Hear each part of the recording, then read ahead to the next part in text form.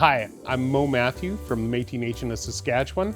I'm the food security coordinator here, and today we're coming to you from Ma Faamii on Avenue B in lovely Saskatoon.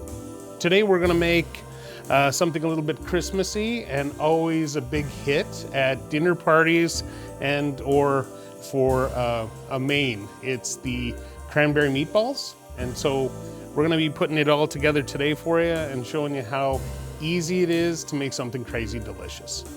Today's recipe is going to be brought to you by Co-op almost. Everything today we got at the Co-op makes it easy for anybody to get. Northern places, southern places, way out in the boony places, everybody has a Co-op. So far we have parsley and we have cranberry in here, and now we're going to start at the top of the recipe and kind of work down. Everything's going in the one bowl, so we're going to be fine with it no matter where we're at, as long as we don't forget anything. Half a cup of breadcrumbs, and the breadcrumbs are going to pull everything together, give the meatball some structure. Sometimes meatballs you can make them all meat. That's not the case with this one, so we're just gonna keep on going. I'm gonna do eggs next, and there's 2 of them. But I always crack into a bowl first, because if I get any shell or if anything kind of goes sideways, then I got it in a bowl and I haven't wrecked my stuff. Fishing for egg shells in a recipe like this is pretty unfun. So let's just do 2 eggs real quick in a bowl. Hope I don't get any shell. The cool thing about this kind of recipe is that more than one person can be involved, and that's kind of cool when you're like have kids around the house, they want to do something for Christmas time, or you have an extra set of hands, maybe grandma wants to help, so you have somebody come in and do that. Lots of ingredients, lots of different things going on, so this is a perfect recipe kind of to share and to get into the Christmas spirit. So we got 2 eggs. We're gonna do French onion soup mix. Now this is like the secret ingredient. That's why it's in this secret bowl. It's everywhere. It's always tasty, and it's going in the mix. So 1.5 pounds of ground beef. So that's it. Because we're Métis, acceptable substitutions is always bison. Today we're just doing beef, so it's what we had. Minced parsley is already in. 1 teaspoon of salt. So we're gonna go in with a grinder of salt, Himalayan pink sea salt. It tastes really nice. If you don't have this in your home, that's normal. So just use your white salt. Just gonna put our salt in, and we shouldn't be scared of salt, especially for recipes with meat that we're putting together as balls or sausage or anything like that, because the salt actually brings the meat together and it binds it. So don't skimp on your salt, especially for that application. I'm just going to put this away. And last, it's just a little bit of oil, but we're going to use that for frying. So this, nice clean hands, and we're going to get into the meatball part. And so there's wet and dry in here with the breadcrumbs and the eggs. And so you're going to want to make sure that's all incorporated. If you're a baker or do any kind of baking, they always call this part kneading, because you're going to bring stuff from the bottom to the top and work it all the way in and through. And so your hands will actually feel dry and wet as you go, but as it all comes together like a loaf or your meatball mixture, it's going to start feeling consistent. So not wet, not dry. And we're almost there. We're ready to make meatballs. So now that we have the mixture all together, the fun and games begin. So we're gonna ball everything together. Now the cool part of this is that it's the time to get people off the couch to come and make meatballs.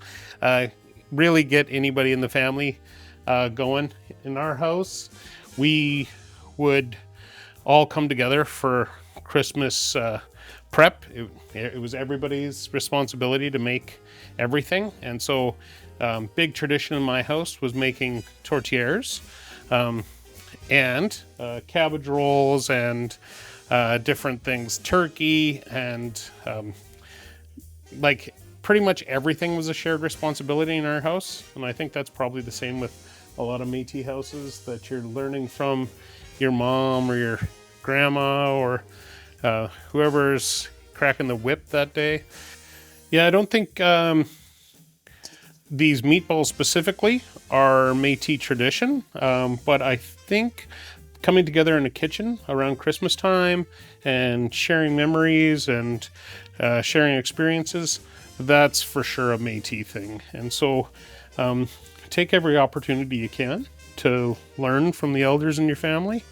And if you make it that it's food that you're learning, you can always eat your mistakes. So that's always a good thing with the kitchen. When I was younger, I took these opportunities to learn from my grandma and my mom, my grandmas and my mom. And so I would be put to work. So when I was a little kid, I was always invited into the kitchen, and I didn't do crap work either. I did fun stuff, and it actually let me get excited about being in the kitchen, and then worked in kitchens pretty much all my young adult life. And at one point my mom said, you love being in the kitchen, you should just decide to be a chef. And it was really the prompt I needed to go to culinary school and to do it full time, and share my passion, share my knowledge. Even though sometimes I feel like I don't know anything and I'm still learning, I love teaching. I love to be able to go and show young people traditional foods. That's always great. It's good to teach in demonstrations and stuff, because if somebody learns how to do stuff with their hands, we've gotten too used to buying stuff at the restaurants, and so we're not making it ourselves anymore.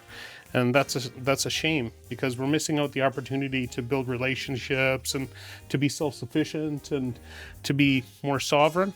And that's something that's really important, and it should be really important to all Métis people. Well, my role is a food security coordinator, and that really helps to be able to use food in different ways. So sometimes it's hunting it, sometimes it's growing it, sometimes it's preserving it or cooking with things. So it's pretty multifaceted. That I'm a chef is great, but I'm also a permaculturalist, and I'm a gardener, and I like to barbecue, and I like to do all these things and preserve food. So all these kind of things that I do that I've been taught my whole life, now I have a job that lets me pass that on to the next generation. And we've gotten so used to just buying jam and picking up some meatballs and getting our chicken at Costco that we're losing this opportunity to have a relationship with our food and make it very important to us. And it's a sad thing. So if we just do a little bit of work, it tastes better. It's like it's that old story, like if you do it yourself, it's just done better. And so this is it. When you're making stuff for your family or for yourself, by yourself, it's so much better. It tastes so much better. You've put it in your blood, sweat, and tears, and you can taste that sometimes. So that's important to me. And then it's important to my job to be able to kind of present that on. So I'm happy that I'm actually in the position that I'm in, because I get to share a bunch of different skills and things that I've learned over my lifetime. It's great. I get to wake up and work on recipes. I get to work on preservation. I got to be part of bison hunts and garden tours, and really it's a different phenomenon every day. My environment changes. I'm out in the wild. I'm out doing picks. I get to see berries. It's just so much going on. I just love the whole opportunity. We're going hot to the pan. I wanted to make sure high heat on the pan. I felt it. Some people take a drop of water, put it in, makes a mess. I'm not going to do that. I just know that right now, super hot, and that's going to give me the most browning. So it's time to put in the meatballs. And it makes the right sound, right? So that's what I'm looking for. But I'm not going to want to overcrowd the pan. I'm going to put in like 8, 10, 12, and do it in small batches because I want the heat of the pan to stay hot to give me that nice brown. And if I put too many in, it's going to make my meat gray. So not too many. And now we wait. In my mom's house, she has a special cast iron pan, and the cast iron pan has a patina on it. So it's like, it's so smooth that it's non-stick, and it's this perfect thing. And every time she uses it, it makes perfect pancakes and perfect everything. So when she got older and she's trying to pass along things, you should have this pan. I was like, I'm not worthy of this pan, Mom. It's too beautiful and it's awesome. And it was beaten down and it was ugly on the outside, but the inside was perfect. And so now I have that pan, and it only comes out for like special occasions, but it's a cast iron pan that I make like a big deal out of. If so people come over that don't know anything about cooking, I'm like, here, come here, I'll show you my pan. It's pretty neat. So there's the brown I'm talking about. Nice and dark brown, and that's where the flavor is going to come from. If you have gray, put it away. It's one of those things in our house. It's the pans, the pots and pans that we have, all kind of have stories. All the knives that we have stories. And that's kind of the cool part about being in the kitchen, where if you just have a bunch of utensils, it's not a big deal. But like a bunch of my kitchen items have like, they're important for some reason or not. And to have such a good relationship with your kitchen is a really cool thing. I love that I get to go into my kitchen and use my specific thing. Like I have one pan that I only make steaks in. Like it's the steak pan, and you're not allowed to use it for anything else. And so I guess I'm a little bit of a weirdo for that, but that's how it is. And so I got two sides browned here, which is going to be, well, it's a meatball. It shouldn't have sides, but it kind of ends up having a couple sides. And so I'm just going to get that ball type situation back by just rolling it through this hot liquid. Now that I've got brown on a couple different sides, again, it's how it works. I don't really have to do it on the whole meatball, but I need to have that nice brown at least in a couple different places. And this looks beautiful right now, so I'm just going to transfer it. It doesn't have to be cooked all the way through.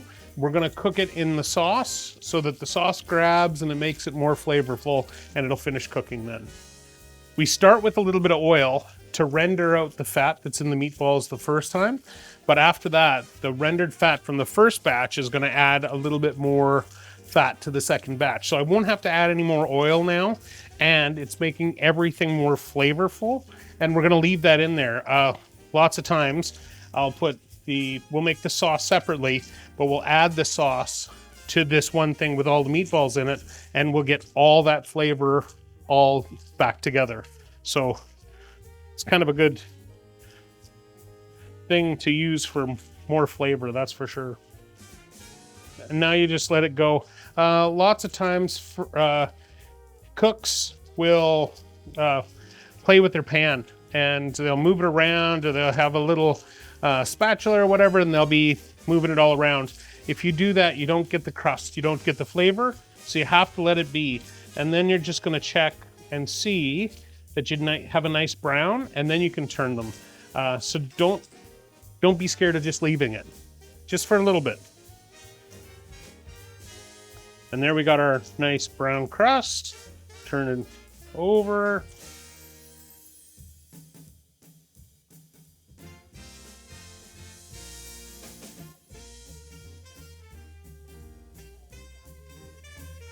Yeah, that's the cool thing with meatballs.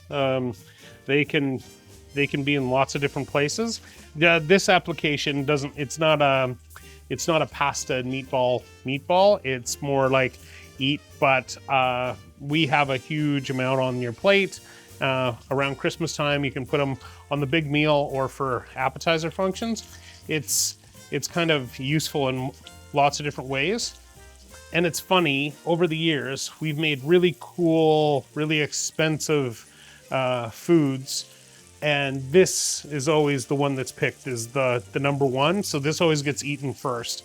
And it's kind of a showstopper, but it's pretty cheap to make. It's not expensive. It's not hard to make. And so when you do stuff like that, that has enough, that creates enough smiles at the end, that's where you're winning.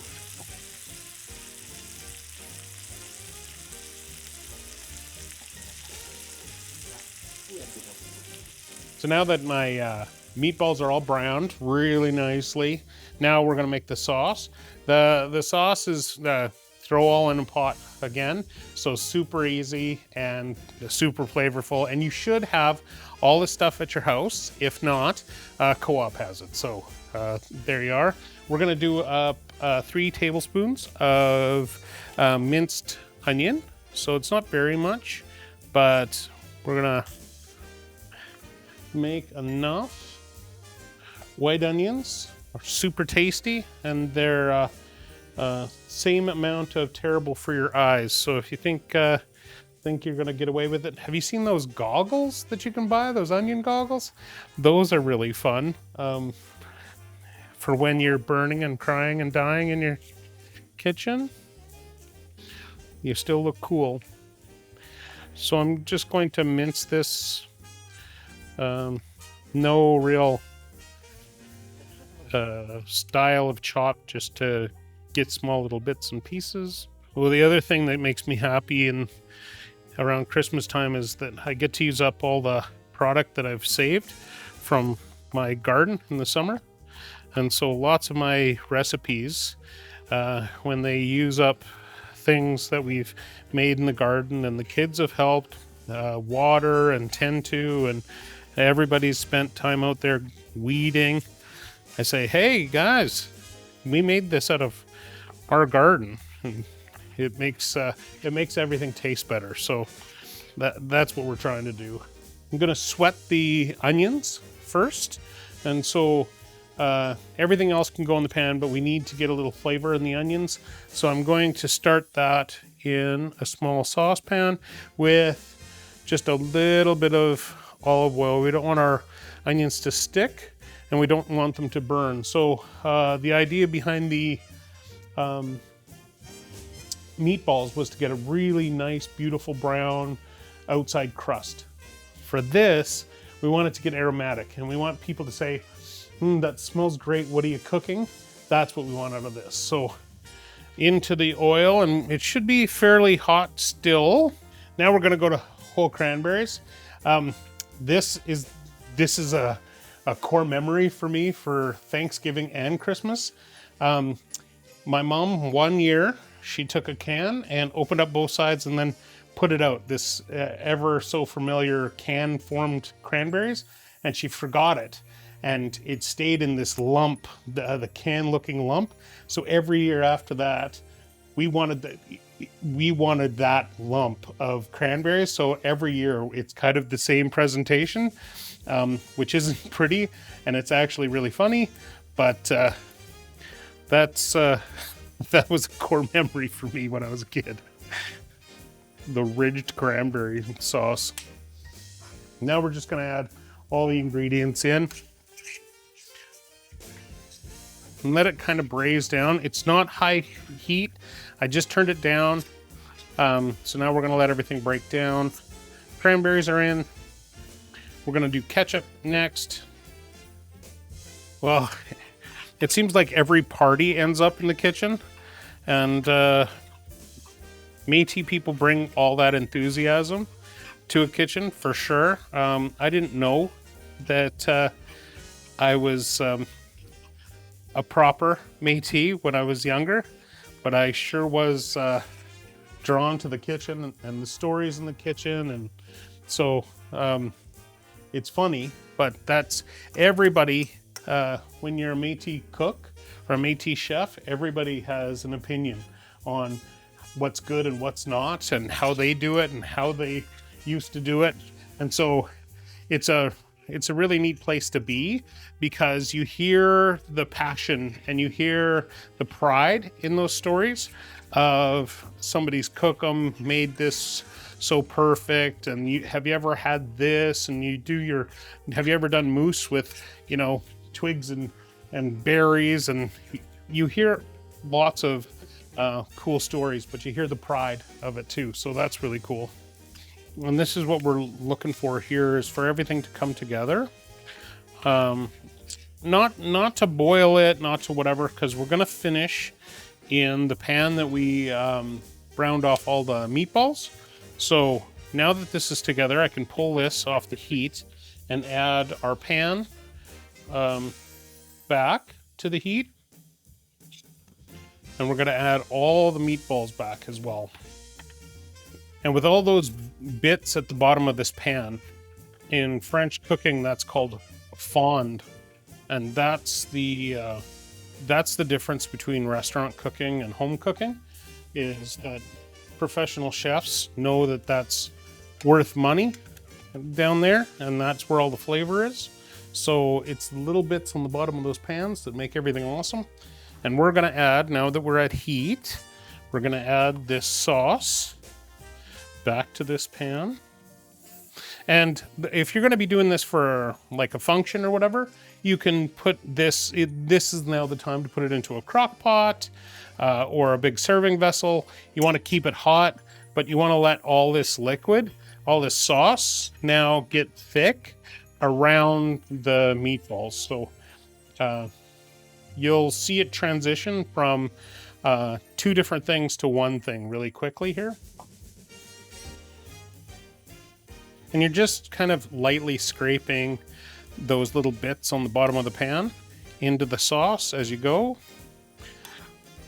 No use wasting flavor. And you're going to bring this up to kind of a braise or a boil. And as soon as it hits there, it's down to a simmer. And it's there already. So it's going to go down to a simmer.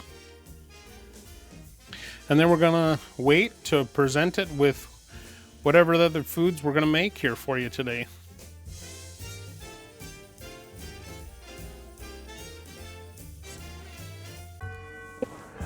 Hey Corey, how's it going? Oh, hey Mo. Nice to see you. Thank you so much for coming in today and making all of this for us. Thank you very much. I love coming to Ma Faamii, so I appreciate it. For people that might not know what Ma Faamii is, can you share? Absolutely, I can. So Ma Faamii is the citizen-facing portion of M&S. We help all of our citizens connect to internal and external programming. So we're basically a no wrong door approach. Sweet. And during Christmas, all the same? Yes, actually. So during Christmas, I'm glad that you asked, we're going down to a little bit of a different system. So how you get a hold of us over that Christmas break is you're going to call our 1-877-MATES-SK centralized intake line, and one of our support workers will be able to assist you. I can remember that. Thanks for the day. Yeah, thank you. Hope to see you again. Thanks.